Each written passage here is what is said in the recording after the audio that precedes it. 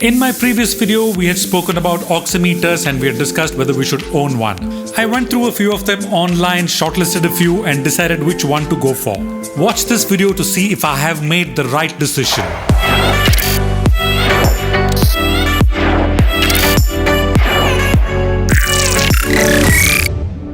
Okay, my Amazon package has arrived. It came in pretty fast. It was a one-day delivery, which was one of the deciding factors for me to go in for this. These are the actual product images that I've shot, and you can see that it looks very premium. It comes with a 1-year warranty, and on the box it says designed in India, although it's actually manufactured in China. You can see the MRP is marked at 3,000 and that is what I paid. It is imported and marketed by a Bangalore-based company. They have the customer support details listed on the box, and by the looks of it, it seems to be reliable. These are its specifications and they seem to be pretty good. It has a bright multicolor OLED display with an accuracy of about plus or minus 2 digits. It updates the reading every second and averaging time is about 8 seconds.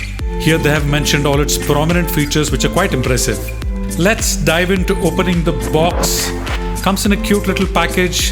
The warranty card is here. That's our pulse oximeter. And as you can see, it comes with 2 batteries, a lanyard and the operation manual. It's always advisable to register your product as soon as you buy it, which is very important for warranty.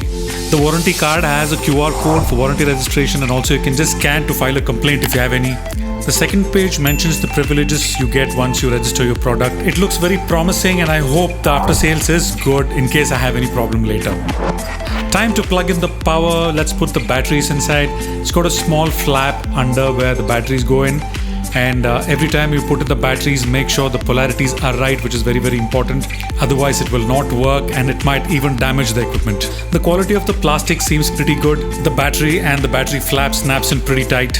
It's a one-touch operation and there's one button to put it on. You can see the screen has come on right now. The screen is actually pretty clear. Here it looks like it's flickering, but that's just due to my camera. Operation is pretty simple. Just place your finger and put it on, and in a few seconds it will give you the reading of the oxygen saturation in your blood, the PI, which is basically the strength of your pulse, and the other reading is your pulse rate. The display is multi-directional, so you just have to briefly press the button and you can see that it changes the orientation, which I think is pretty handy. The sensor is automatic. The minute you take your finger away, it goes off, and after 8 seconds even the display turns off automatically. Overall, it seems to be a good buy, and I think it's pretty accurate with the readings and the build is good. If you decide to buy this, I'm going to leave a link down in the description only because I'm happy with what I bought. Hope this video was helpful, and if you want to see more videos like this, please like, subscribe and show some love. See ya!